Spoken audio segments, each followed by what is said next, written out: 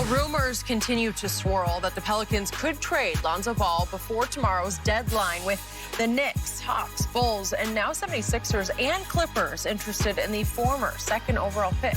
Lonzo is having a career year of 14 points and 5.5 assists per game with a much improved outside shot as he prepares to enter restricted free agency this offseason. So, Shannon, where is your best guess on where Lonzo ends up? There's been a lot of smoke around Lonzo, so there got to be a fire simmering somewhere. Yep. And you have him from Sixers, the Clippers, the Knicks, the Bulls.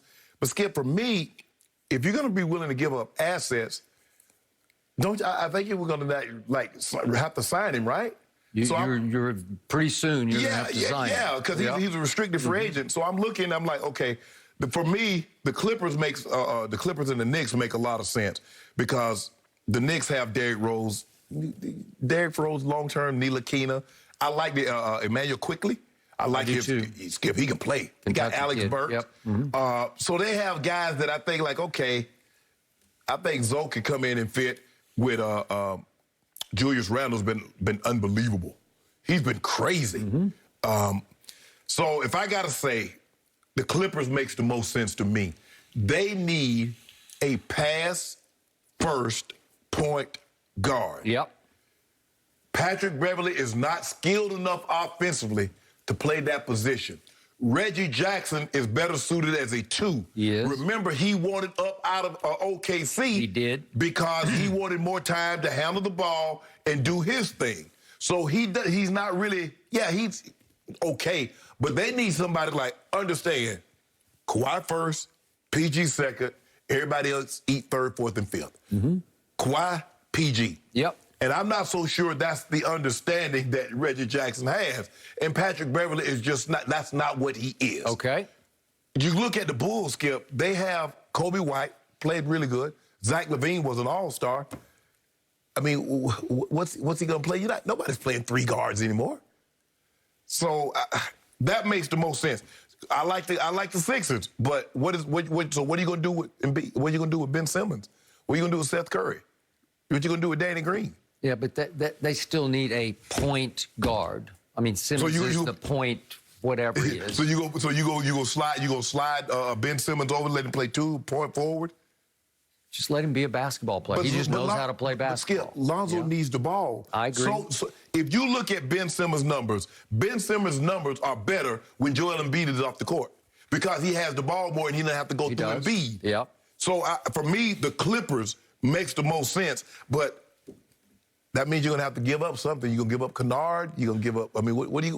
What would New Orleans take? Right. Lonzo's becoming a star. Skip, Denver tried to offer Bol straight up for Lonzo Ball. What? Man, David Griffin hung the phone up on us. Man, you don't get your butt out my phone with this foolishness. Talk about Bol. Manute Bol, Cereal Bowl. No. Agreed. By the way, to your point, the Clippers are now led in assists by one Paul George. Some nights, Pandemic P, but he leads them with 6 assists a night. Next on the list is Kawhi Leonard with 5 assists. So they don't have a point guard, right? That can't be the case. Patrick Beverly is averaging 2 assists a game, and Patrick Beverly has now missed 15 out of 44 games, and he's always nicked or hurt or something. He's got knees or shoulders. Right? He plays so hard. There's some kamikaze in him. He bangs himself up. He must be sleeping on the bunk bed on the top bunk and rolling out of bed and forgetting and hurting himself. Because I don't see him play. How he hurt himself if he ain't playing? Well, he plays. When he plays, he plays hard. When last time you saw Pat Beverly on the court? On the court? Well, that's my problem with him. I think that's becoming their problem with him. And by the way, they've been winning games without Patrick Beverly or Serge Ibaka.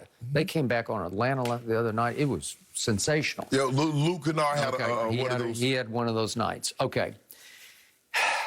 You know how I feel about Lonzo Ball. Big fan, have been from the start. He has grown up right before your very eyes this year. He's become a man in body and stature, in sort of body language. He fixed his shot, shooting a career high 39% from 3. He's upped his free throw percentage to almost 80. That will work. Yeah. If you're the point guard, you got to make your free throws. Yeah, 80% is a must. You just have to. And he's averaging a career high 14 points a game. to the detriment of his rebounding and assists. They're down a little bit, but remember, as a rookie with the Lakers, he averaged 7 rebounds and 7 assists. So he can do that. He's capable. And we all know he can defend at the highest level as a perimeter defender. He's a long 6', I'll give him 6'7". He's probably 6'6.5", but he's long and strong. Okay, so that's the package you have. But for some reason, that package is not working in New Orleans, and I cannot figure it out. Skip, I think, but I don't know. Maybe because his dad said he's better than Steph, and we expecting the guy to come in to average 30. Magic said his number's going to be hanging up there with some of the all-time greats. Maybe that. Skip, the dude is giving you 14, 6, and 6. I got it. But what has happened to the New Orleans Pelicans, again, I watched them every single night. I hung in last night to the bitter end. They were up 30 with 4 minutes left on what's left of your Lakers. The point is, they just screamed as loud as they could scream, we're better without Lonzo Ball. I can't figure out why they're better, but look what they just did. They went to Denver without Lonzo. He's out with a hip flexor injury, and I just think he's been on ice right now. Until we find a trade partner. They gave him the Andre Drummond treatment. They did that. That's what's going on. So they went to Denver, and that's a good team. I know they're struggling a little bit, but they won by 5, and they just hung right in there in the fourth quarter, tit for tat, and they just said, we got you. You know, we will outplay you in the fourth, and they did. Lonzo and B.I. just took the game over. B.I. made the Lakers pay last night. He did. He made them pay. That was on purpose. He did that on purpose. I think Josh Hart made you pay last night. Yeah, he did. Okay, so then here come the Lakers, and again, they're up by 30 with 4 minutes left, and they, for 3 quarters, they showed you their firepower with no Lonzo. So I say, well, wait a second. Who's the point guard here? Because I can't quite figure it out, because Eric Bledsoe's averaging, what did he have last night? Well, he has 2 assists last night. He shot 1 for 8 as the starting lineup point guard. But they got that kid coming off the bench now. Remember, they took him 13th overall, that Kyra Lewis Jr. from Alabama. And last year at Alabama, he averaged 5 assists. He is a point guard. And he came in last night and led them with 6 assists off the bench and played 20 minutes, made 3 of 5 threes. Well, I just know that David Griffin is saying, that's my guy. I picked him 13th, so we're good there. So we have excess. We got between Bledsoe and Kyra, we got our point guard. Okay, it's going to fit better. Somehow Lonzo doesn't fit in the chemistry. Somehow it clarified without Lonzo, and I don't know why. But the point is, that's why he is available. Guess what New Orleans' record is right now? They just won 2 straight to get to 19-24. That's just wrong. This team is way better than 19-24. That should at least be reversed to 24-19. At least. They should be. Are they in the playoffs? I don't even know if they're in the playoffs. No, they're 2.5 games out of the play-in slot. You know, come on. No, not with that firepower. You have an all-star in last year in B.I., and you got an all-star this year in Zion. There's no way you should have that kind of record. And every night, Zion does the same thing. Last night, 9 out of 13. 9 out of 13, and he got you 9 rebounds and 5 assists last night. Zion did 27 points. Well, that'll work, man. But he should be a double-double. Zion, there's no reason Zion shouldn't get 10 rebounds a night. I agree. You know, Skip, you know he's going to shoot a high percentage because he's going to dunk the ball, he's going to lay it up. He's so quick. It's hard to keep him out of restricted area. And I love what Reggie Miller said last night. If it ain't broke, don't fix it, because you keep saying, well, he needs to work on a little bit of mid-range or maybe a 3 here or there because he can make a 3 here or there. And Reggie's point was, they can't stop him in the paint, so just let him keep doing that. Skip. I'm not saying stop that. Saying, I'm just gonna shot, but no, build, expand. You know what the key to this thing is? Longevity. Jordan realized, you know what, man, I can't be jumping over buildings. So he went down to the mid post and he deflected that turnaround. Kobe did the same thing. At some point in time, Skip, you're not gonna be an athletic 32-year-old. So you're going to have to expand that game. Now, unless you're going to be like Shaq, where Shaq was 7 foot tall. I agree. Okay.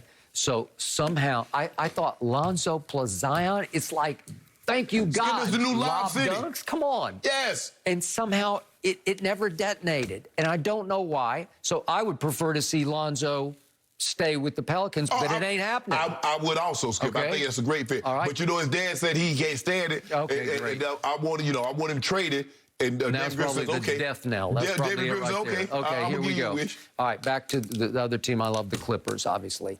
Could they use him? Sure, they could. Obviously, it's He a better than glaring the point need. guard they got. Well, it's why I wanted Rondo. I thought Rondo would have been a good fit for them if he could ever stay healthy, which is hard for him. But the point is, to your final point, I have no idea. What would David Griffin want on the roster that they're willing to part with? Right. They're not going to do Kawhi or Paul George, obviously. I don't think they're going to do Serge Ibaka. No. Then where do we go after that? You don't need Serge Ibaka because you got Adams and you got Jackson Hayes, so you don't really need a big. Jackson Hayes still dunking on people. He's starting to explode. He is going to explode. Ever since he caught that body the other night, he been going berserk on people. So what is it, Skip? I mean, you like I said, they got Kennard. You want Morris? I don't. Reggie Jackson. No, I want no Reggie Jackson, Skip. I know. They're deep in players, but they're all like good parts for the Clippers. This is Skip. You don't need someone that's going to come in and want to get as many shots as B.I. and Zion. And that's what Reggie Jackson, that's the problem. And remember, the Clippers spent their draft capital in large part to get Paul George. Right. So they don't have that. So if you get a... Oh, they ain't got no first-round picks until 2030. Okay. So you try to get the third team involved, maybe a couple other teams involved, and then what? I still don't get it. I have to say, I don't really understand the draft, the NBA trades anyway, Skip. We trade you 2 second-rounders as a cap for trade considerations or exception. We're about to lose our trade exception, so we got to make. I'm like, what is that about? Yep. So. I don't know. I like Lonzo. I agree with you, Skip. I like Lonzo in New Orleans, but it doesn't seem like New Orleans like Lonzo in New Orleans. Nope. So, and we keep hearing Sixers and the Bulls and the Clippers and this one and that one. And somebody like, ain't no way you have that much smoke without some fire being somewhere, Skip. Yeah. It would be ironically amusing to me if Lonzo got even with the Lakers by playing and winning with the Clippers.